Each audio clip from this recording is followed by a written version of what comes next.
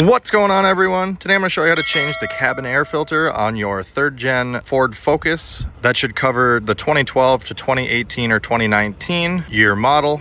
And the steps should be the same regardless on if you have left-hand drive or right-hand drive. It's just going to be mirrored. This particular vehicle is a 2016 Ford Focus ST, but it should be the same for all of the trim models in between those years. Since this vehicle is left-hand drive, we're going to come in on the passenger side. If it was right-hand drive, you'd come in from the opposite side. And on the bottom here, this car is missing it. It was previously damaged and removed, but you would normally have a little bit of kind of an access cover here that should be like a suede or a real kind of flimsy material. Where these yellow studs are, there's 1, 2. So this is missing. I can't show you how to remove it. The best I can do is explain it to you.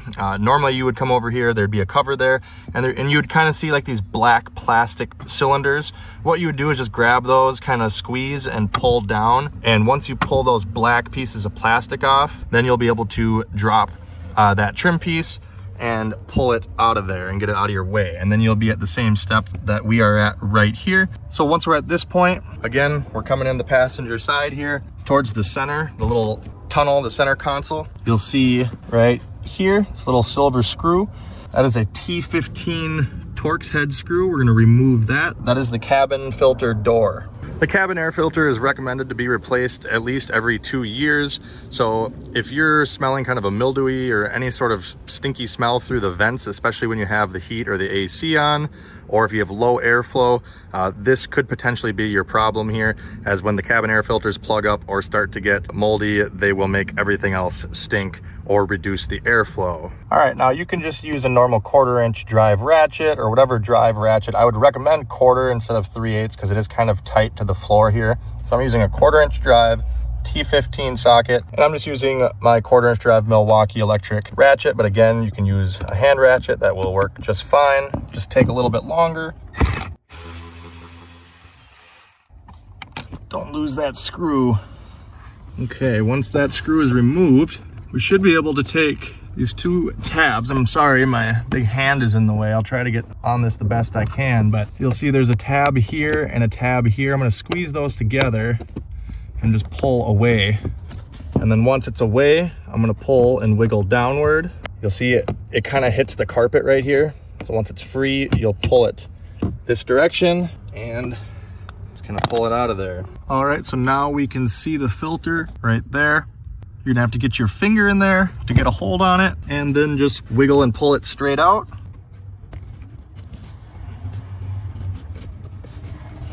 You probably will hit these wire connections up here, so you just kind of gotta do what you gotta do, bend the filter to get it out.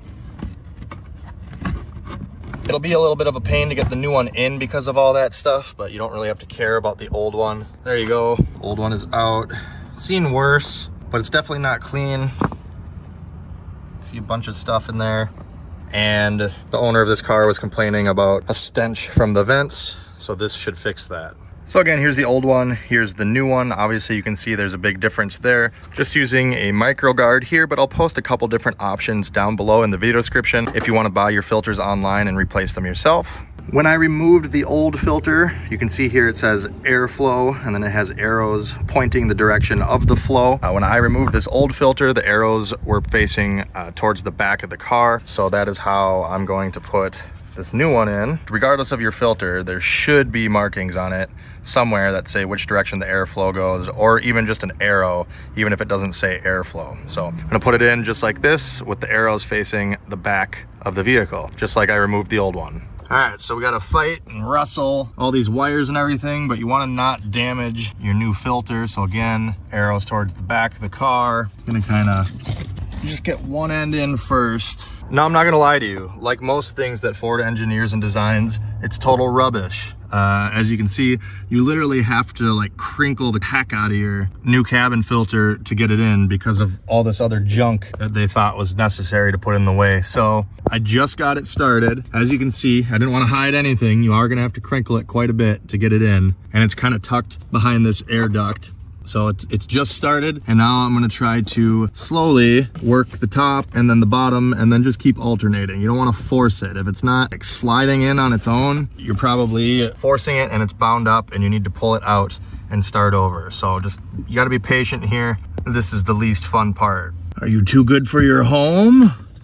So I've been wrestling with it for a few minutes. We're almost there. As you can see, got like 2 inches poking out yet. Check back in with you in a few minutes. All right, we're finally on the home stretch here. And another little tip of advice here is to push on the very edge for the top and bottom. Even if this bottom section here kinks up like that, the very bottom and the very top are still some of the most rigid places that you can push on. So I recommend pushing there frequently, and that just kind of helps.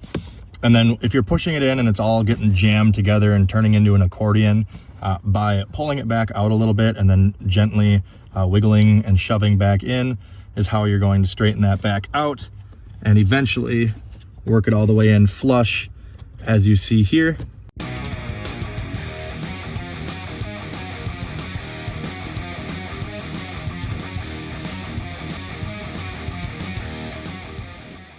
And we can reinstall our cover. Now, I know this isn't the easiest thing to see, but at the top of the filter right there, at the top of the filter housing, you see a little nipple sticking out. Okay, keep that in mind. And then you'll see there's kind of 3 rectangle shaped hooks right there, right beneath it.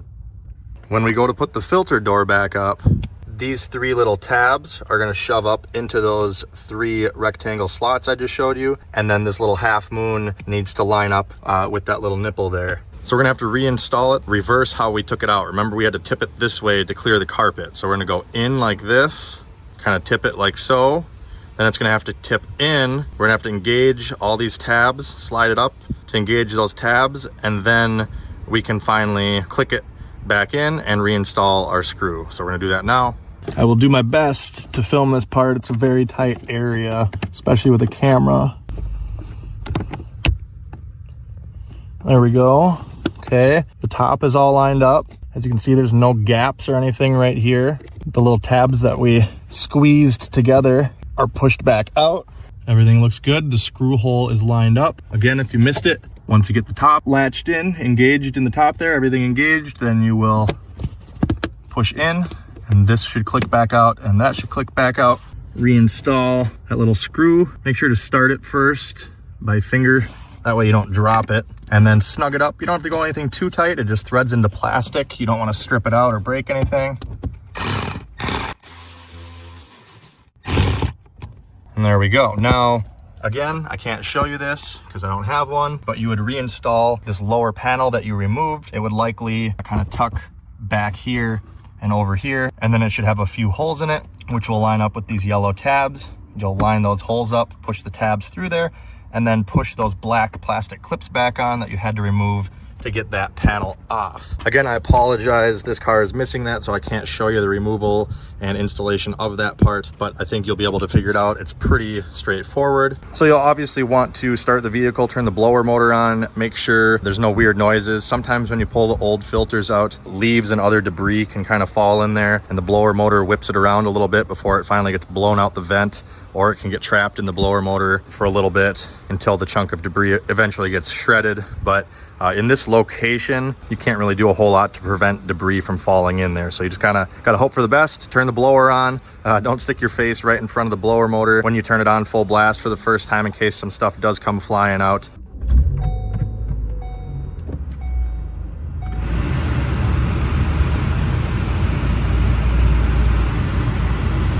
But other than that, that's pretty much it, you guys.